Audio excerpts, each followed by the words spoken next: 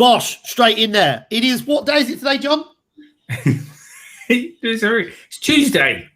It is Tuesday. It's Tuesday. Apparently it's all day. It's Tuesday. All day. It is fantastic. And we made it. It's 7 o'clock on Tuesday, the 15th of June. And we're here. What do you mean you made it? Well, you spent half this morning whacking a little ball around a big field and getting lost. Dude, people only say that, John, if you can't play golf. So let's not talk about it. But we're here and we made it. Really quick shout out to the team at the One Group that are currently at the pub having a couple of drinks, which I just rushed away from to get here to join you, John, because it's Friday. It's Tuesday. It's Friday. It's not Friday. Yeah, it's no, that's tomorrow. It's Monday, Tuesday, Friday. Short week. Exactly. It's Tuesday. And you know what I love about Tuesdays? Tuesday, the 15th of June, everybody. It's halfway through June. Amazing. Exciting. Really, really exciting. It is 7:01 and we're live. As always, we are across every channel known to man, except every channel. So 15th of June, I think that means we're nearer Christmas 2021 than we are Christmas 2020. When is it the summer solstice or something comes up soon? I mean, the days are getting short. Next week. On, this time next week. Tuesday next week. This time next week. It's put the speedos away. You can start growing hair where it shouldn't be growing in the future from then because the summer's over. It's come to an end. On that cheery note, winter is coming. But it's funny because we talk about winter is coming, and obviously the guys that do work for the One Group do laugh when I say we're up north. But I'm about as far north as you can get in the UK, and winter will come here sooner than it comes to us. I was talking to a very nice lady earlier from the Scottish Development Council. Yeah, believe me, I could walk to Scotland from here. you and who are those brothers? I will walk 500 miles. Them. Yeah. But I wouldn't. What was it? I would walk 500 miles, and then I'd have to walk another 500 more just to get there. But Tuesdays, John, is Seedcast for us. We're Seedcast Live. Yeah. We're not Seedcast Live because we can thank the government for extending us for another 4 weeks. Yeah, we're gonna have to put that back a bit, aren't we? We are going to have to put that back a bit, but we've got it in practice, which is Seedcast Live. Unless you and I get married. Because then there's no limit on the number of people we can have, as long as they say socially distance. You know, just you and me. Okay. Yeah, no problems at all. I mean, yeah. I mean, I was going to say something then, and I refrained, which is great. So, which means there's progress, right? That is progress. Progress for people who want to get married. Yes, it is exactly. So we will look into that, John. We'll come back to in the future, But you know, when we started doing this, we had a little bit of an idea about what we wanted to achieve. We had some simple plans that we put into place. Those plans became a little bit of a concept. That concept turned into some sort of goals. Those goals and the goalposts move every 15 minutes. But it is important to put at least something in place to have some sort of plan, some sort of modicum of reality of what you plan to get to. So, what are we talking about this evening, Jonathan?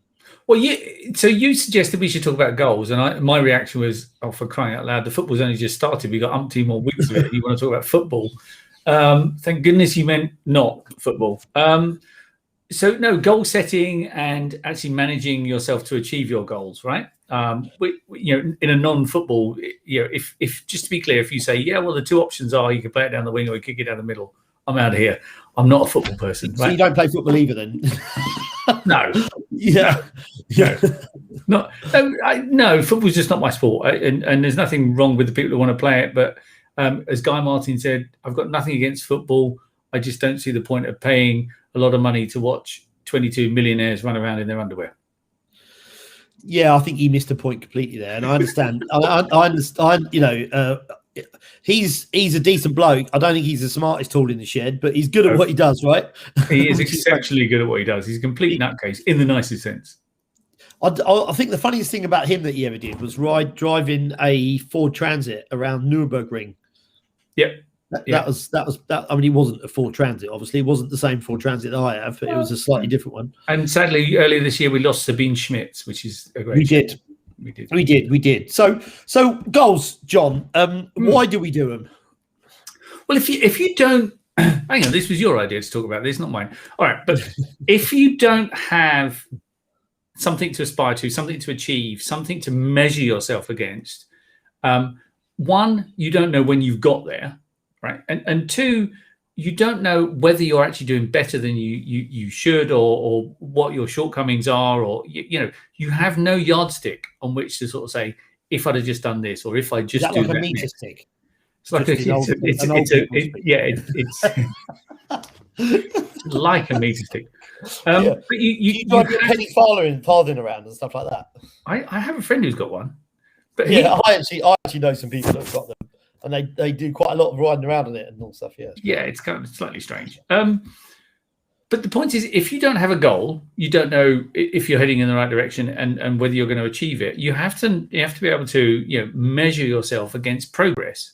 And if your goal is by the end of this year, I'm going to have landed a new job that pays 20% more than my last job, or I'm going to land a new job that gives me more free time. Whichever of those, and I picked those two because it's very relevant to what you do. But unless you have that in the ground, you won't know whether you've achieved it. You won't know how hard you're working to achieve those goals, right? And when you get there, is it 20% more? Is it that much better? And by saying more time with my family, how much more time? So define what it is you want to get to, and do all the steps you need to do to get there. Simple, honest. Okay, great. So what kind of steps will we need, John? Yeah, when setting a goal. Okay, so let's maybe wander through a goal. Right. Let's start at the beginning. So coming up with a goal, I'm an NLP trainer, neuro-linguistic programming. I've done that for a long time. I've been a coach for many years. Well, many years. I say many years, 10 years. And I think the most important part of this is goal setting should not be set for somebody else, but should be measured by somebody else or to somebody else. At least explain it to someone else what you're trying to do, because in that way it makes you accountable in other ways. Yep. But as humans, we find it very easy to be non-accountable for what we do. We tend to spend time or wake up in the morning while we're lying in bed and we're like, I'm going to get up and go to the gym before I go to work today, or I'm going to go for a swim, and I'm not going to have a big fat breakfast. I'm going to have a protein shake, and then for lunch I'm going to have a whatever, like, I don't know, quinoa, and then for dinner I'm going to have a salad. And I think when we and then you wake up in the morning, you get out of bed and you're like, what, bollocks to that, I'm not going to gym today. Yeah, bacon sandwich, thank you very much. Yeah, I'll have a bacon sandwich, and can we get McDonald's on the way to work? So then instantly your brain goes, you know what? You said no, you said you were going to do that and you didn't do it. So now we're just going to think you're not going to do anything. So now we're not going to motivate you. Every commitment is now negotiable, right? Absolutely. There was the famous, and it wasn't Goggins, it was a Marine who said, the first thing you do every morning is get up and make your bed. Yeah, exactly. I like that. Yeah, you achieve something, 100%. But it's true, and we talk about the 6 Ps. Piss poor planning leads to piss poor performance. We could go right today. I'm going to be a multi-millionaire. If you were Grant Cardone, you can go right. You're going to wake up in the morning and you're going to high five everybody in the house. You're going to get the cat. You're going to give it a high five. Then you're going to walk out there and you're going to absolutely smash it. You're going to do it 10 times harder than everybody else. By 12 o'clock today, you're going to have £100 million in your bank. No. Yeah. No. Well, unless you fill in the lottery on your way to the first sales appointment. I mean, that's the other thing about goals. They've got to be stretching, but they've got to be realistic. I mean, we got the football on the moment. There's a lot of kids out there kicking a football around who one day think they're going to be, playing for England and all that kind of stuff. News for you: there's only kind of a dozen people plays for England at any one time, give or take. And out of how many people in this country that play it, and how many people are actually full-time professionals, and of those, not even all of them earn a decent wage. So, have realistic goals. If you're kicking a football around and you think you're going to be the next David Beckham, great. Chances are very, very slim. That's nothing to do with your skills or your abilities. It's just a lot of things have got to happen, and you've got to do a lot of things. I mean, I'm a rugby fan. Johnny Wilkinson would spend, after he'd finished practice on every day, he would spend at least 1 hour of just kicking a ball at the posts, and then he would go to the other side of the pitch and spend another hour kicking the ball at the posts, with his other foot. Even to the point where he did that on Christmas Day, New Year's Day. I mean, it's a bit sad, really. Let's be honest, but that's dedication. All the talent in the world will get you to the game, but it won't keep you in the game. Yeah. And you know what? I think that my son, one of my kids, is a really good football player. He lacked the mental capacity to be able to play it, to do it to any decent level. And It wasn't about his performance. It was about his attitude and how he brought that to the party. So let's look at something that's really easy to look at when we look at steps. And you know what? It's a super simple process, and we call it SMART, right? Setting goals. How to set a goal. Super simple. You know, when we're setting a goal, if I said to you, right, John, I'm going to set a goal, and my goal is going to be that I am going to lose 17 stone. Yep. Right. By 2 o'clock on Tuesday. Yep. Okay. So surgery comes to mind. I've been specific. Yeah. Is it measurable? Yeah. Yeah. We could measure it. Have we agreed that is something that actually I should be doing? Yeah, 100%. Maybe not 17 stone, but still. Is it realistic? No. Is the time bound something that'll actually work? No, it's not realistic, so it falls down. So when we look at the SMART, this is specific, measurable, agreed, realistic, and time constraints, the time that you're going to put it. Yeah. So really simple. A really simple way of doing this is for the guys that are out there is going, right, let's look at it in a career perspective, right? I need a new job. Yep. What am I going to do? Right, let's think of one goal, John. Come up with one goal, and we'll put it into the SMART process, and then we can figure out whether that's something. So hang on. So this is someone currently in employment who's looking for a career change, right? Somebody that has got to, been through COVID, been through everything that we've been through, and because they can't work from home and do 1 hour a week in their current job, they have decided they want to move and become an astronaut. You need to get off that little hobby horse. So specific. Okay, so specific. So if you want to change roles, so is it within your skill set? Is it within your experience? Is it does it naturally follow from your past background? That so we're kind of skating on to the other ones, but be specific about what role it is you want, where it is, how much you want to earn, all the parameters that make up a job. Yes, we go to work to earn money, but and that's the reason to go to work. Very, very few people go to work for free. Rod Stewart's wife, clearly, as of today, but very few people go to work for free. So the reality is, you need to work out what your price is, what your worth is, what you're willing to take, what kind of role. So be very specific. This kind of role.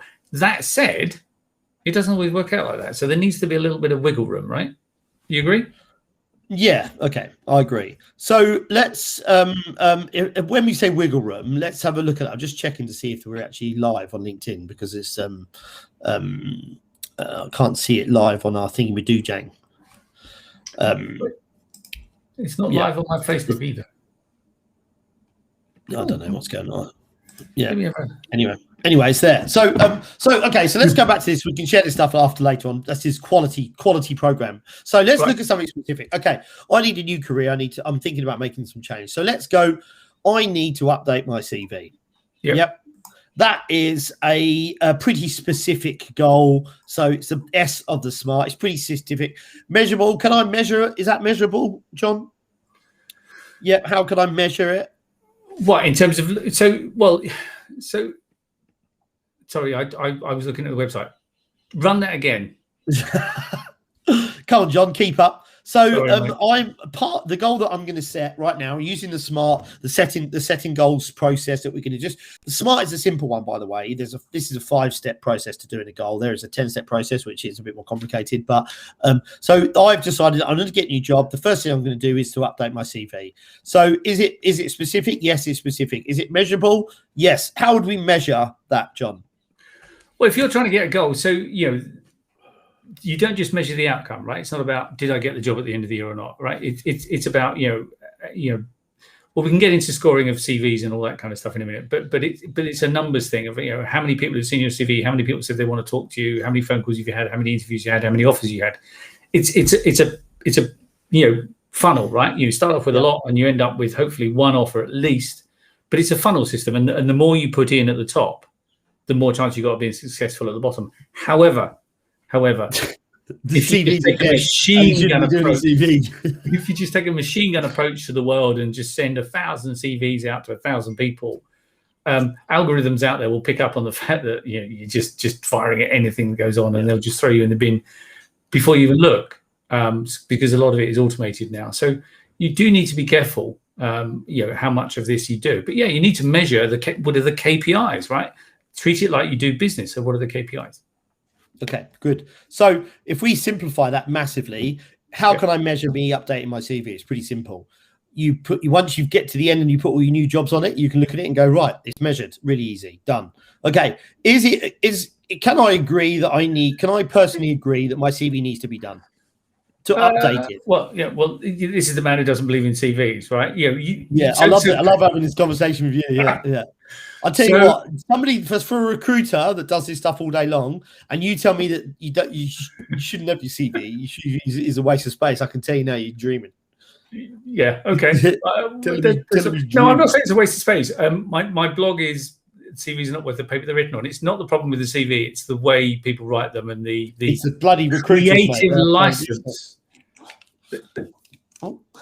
Is that your dog tags? It's the creative license that people apply to CVs that I have an issue with.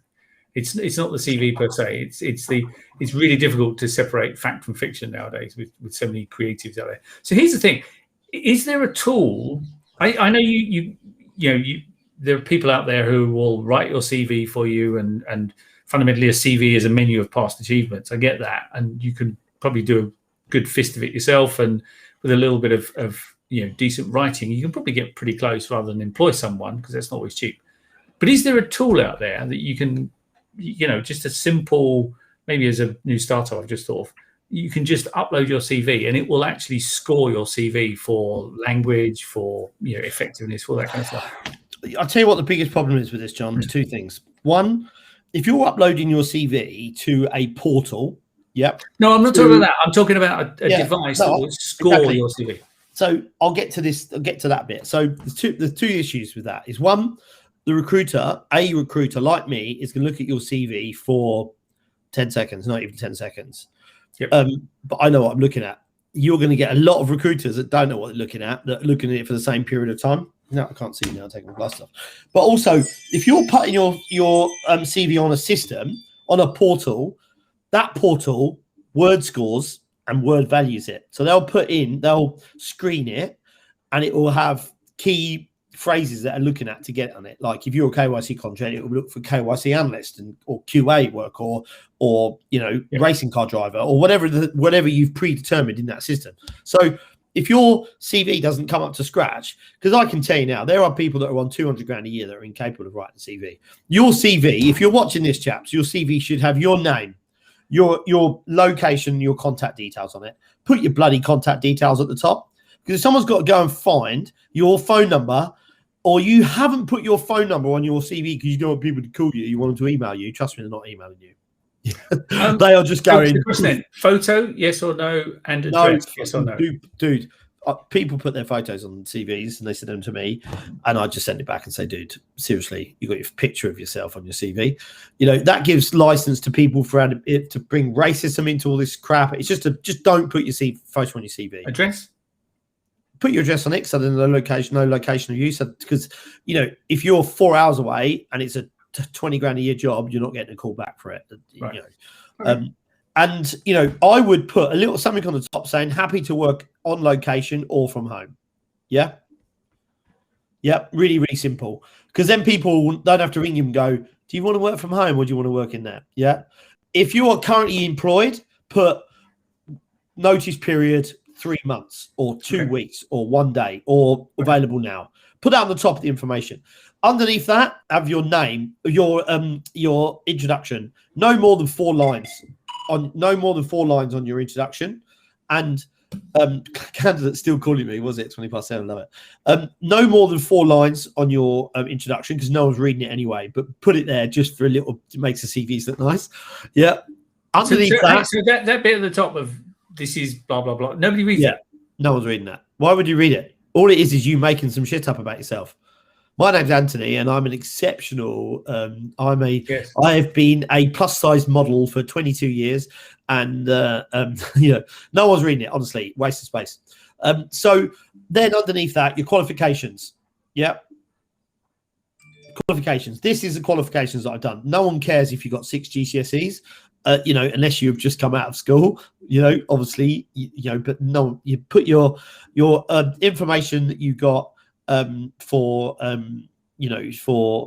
the added value, the core services that you've done. So a degree, or you've upskilled yourself. You've got an AML accreditation, whatever it is. And then under that, the company, the job title, the dates that you worked there, and bullet point what you did at that company. If you are a racing car driver, for McLaren, and the first bullet point says raced cars for McLaren, don't bother writing a CV. Because it is pretty clear that you race cars for cars. So hang on. So the bullet points are about the value add, what you brought to the role, rather 100%. than what you did that you was uniquely that you brought to this job and this role. How you improved their process, how you how you got on with the team, how you understood where you had to added value to this. So Nikita Mazepin's CV would look quite interesting. Span at my first Grand Prix, span at my second Grand Prix, span at practice at the next one. His one would say, but I looked amazing up to this point. I got 75 hours worth of TV time over the weekend for my sponsors and all my tops and stuff like that. And because I crashed, and because it was so random the crash, that got 2 hours of TV coverage on the weekend. So his CV would not clearly say Ray crashed at every race. It would say what he achieved while he was at that process. Because if your CV, John, says John Fuggles works at Mission 23, offers career growth advice, a few bit things, I've got to ring you and go, John, so what do you achieve? What is it that you do day to day? What value are you going to add to this company? Because then I want to know what kind of person you are and what you've understood. Those bullet points. Don't war and peace it. Don't have too many of them on there, but have enough. 2 pages. 2 pages. Yeah, 2 pages is a good amount. Any more than that, no one's looking more than 5, 6 years, 7 years maximum. Right. So how's this specific, measurable, agreeable, realistic at the end of your CV, I want your hobbies. I want a full paragraph of the fact that you like making pizzas on the weekends with your dog named Buck. Yep. That stuff sells you. No, it's not true. We delete it. Yeah. Okay. Anyway, so agreed. We have agreed that my CV needs to be updated, and now we told everybody how to update that. So we agreed that CV needs to be updated. Yep. Right. That's the A. Is it realistic, John, for me to have to update my CV? Is it something that I am realistically going to be able to do? Well, you have to, right? It's if you don't, guess what? It's like turning up for a football game without your boots. It's not going to happen. But it's realistic. Right? It's realistic. I can go onto Word and I can make that adjustments. Yeah. Yeah. But it's not just that. I mean, we're talking about a job. If you're applying for a job as a lifeguard in a leisure pool, you may be expected to do a demonstration of life saving. Well, that kind of makes sense. So it's not just a CV. It's the process you're going through. There should be an expectation of what it is you need to do in order to get there, and whether that's applying for a job or whether that is finishing building a lean-to in the garden, right? You need to be realistic on all the things you need to do. Yeah, and I think what's interesting about we're kind of going around in circles here, but I think that what's interesting about a CV and when we send a CV across to somebody, I have people who are absolute weapons who have done exactly the same job in exactly the same type of business, and they've gone no, because the person that is looking at the CV on the other end, the hiring manager or the person they've got to go and work for, has a different value to what works for them and what doesn't. That's not our job as recruiters to go to figure out whether that's right or wrong. That's our job as recruiters to just go, you know what, please give me some feedback so I can pass that across to the candidate, and then we go from there. I mean, I'm recruiting this head of KYC role now, and I had 5 fantastic interviews, fantastic people, and they were all a no. And it was just a cultural fit of what they wanted in their business. And you know what, that's at the end of the day, there's no point me going, oh, these guys are all amazing. They're the people that have got to hire and work for them. Yeah. You got to fit in. They've got to fit in. So realistic. Is me updating my CV? Yes, it is realistic. But that's also agreeable, right? Both sides have got to agree it's a good fit. I mean, that's specific to recruitment. It's got to be agreeable at the end of the process as well. Anyway, time bound. Yeah, it's time bound. So really important. So John, I am going to update my CV. Or John, I'm going to update my CV by 2:00 on Tuesday. Good. Well, I'll call you at 12:00 because you'll be starting it then. Yeah, I should probably get my CV sorted out, because I went out and played golf today with the bosses and gave them a good whooping. But if you're watching this, where's my £5? But the other thing is with time bound, time bound can mean different things to different people. If you're looking for a new role, it might be right by the time summer is over, by the time the year ends. But if you're looking to achieve £100,000 income, it might be by the end of next year, or it might be by the time my kids have left school or whatever. There has to be a sensible time to it, but also there has to be some flexibility. If you don't land the job at the end of the year, if you haven't hit 100K by Valentine's Day next year, if you haven't hit 100K, don't give up. It just means, it wasn't realistic, or maybe you're not working hard enough. Maybe, that you're missing a trick somewhere. And then we go back to the measuring progress, and you may need to adjust it. So timescales are not set in stone. They should be, absolutely firm, but I'm going to contradict myself. They should be absolutely firm, but except they might move. Yeah, and I think you need to be able to value this and continue looking at your goals. And I have goals that I write down, and I have them written down in the back of my journal and in the back of my day book. And every day I look at them and I change it, and I make some changes if I need to.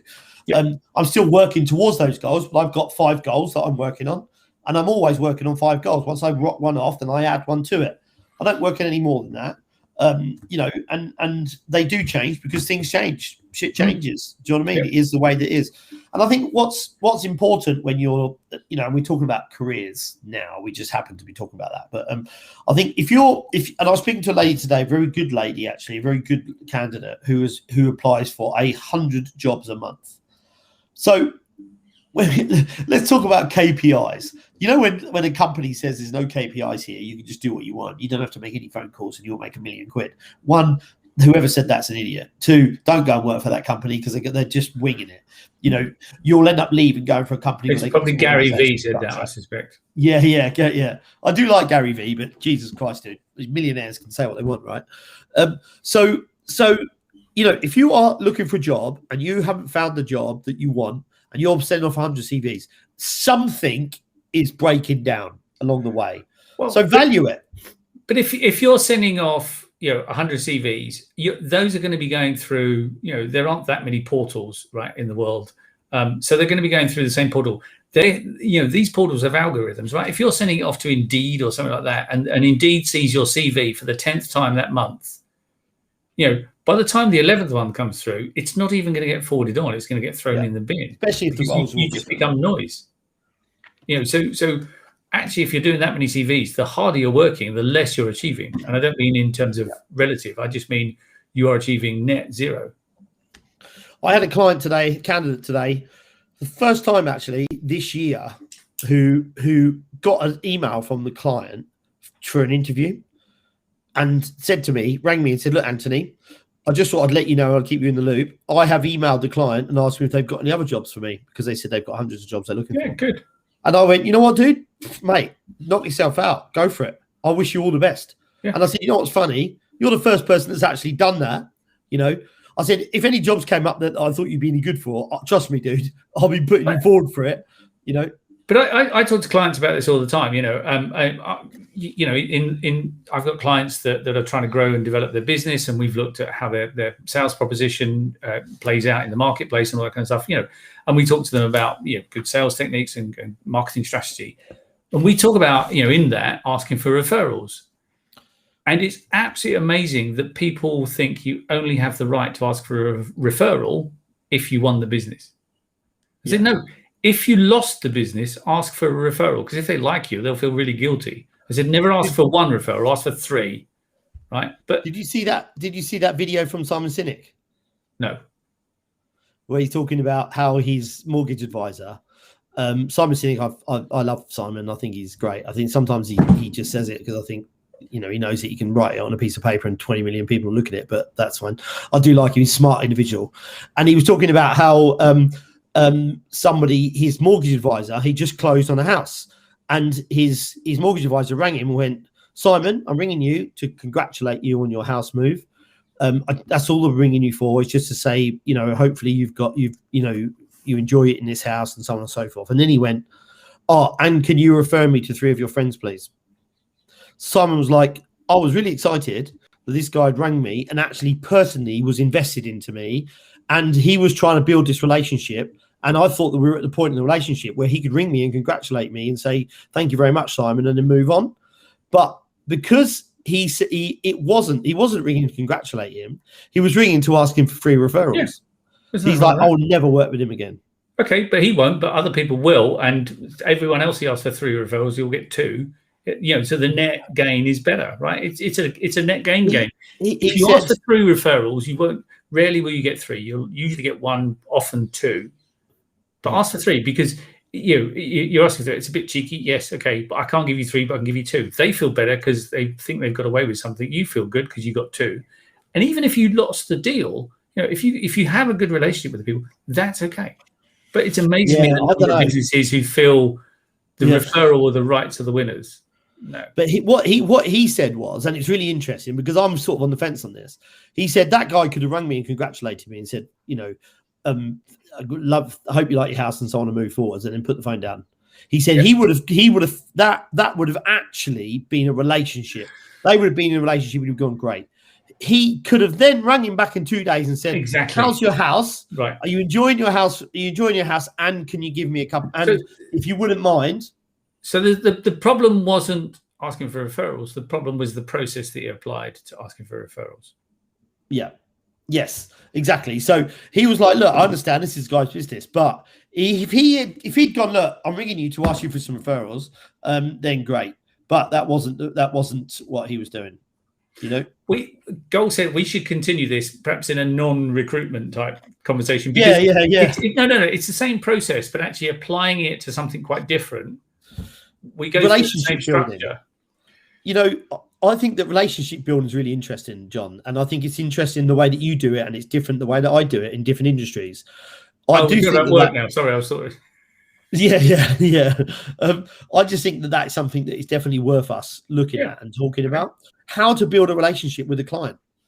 Yeah. How do you do that? Because there are loads of people out there that are in businesses that they do have to create a relationship. They might not be sales businesses. They might just be in some way have to go out and do that. But anyway, we're at 7:32, John. 2 minutes over. We could talk about this all night long, and it was a really interesting one. Tonight was about goal setting. Remember, guys, it is smart. It's measurable or specific. Measurable, agreed, realistic, and time bound. Time bound. I want to lose 15 kilos by 6 o'clock tomorrow morning. Is it realistic? Of course it is. No. I'm going to go for a jog now. I'm going to walk to Scotland and have surgery. But, but no, you're right. I mean, we should. Let's do this. We don't do this, right? We don't plan ahead. But I think we should goal setting. Let's do this again next week and pick a different example and run through the same process again because I think it'd be perfect. Useful. Fantastic. So if you're watching this, guys, you want us to put for an example, then please feel free. We will put some stuff out tomorrow about this as well. But you've been watching Seacast Live. It is Tuesday the 15th of June. It is 7:33. John, Captain Von Fuggles. I was on a Monday morning Daily Bake as well, which you're normally on and you're not on anymore. By the way, it's a shame not having you. It's nice having you, Weller, but it was a shame not having you on there anymore. But we all have busy in different ways. But I was like, and the guy that used to do it, and I couldn't remember your bloody name. How can it's Fuggles? I mean, for crying out loud, it's not like my name is Joe Brown, is it? Anyway, Fuggles, have a lovely evening. Kiss the babies. Speak to you later.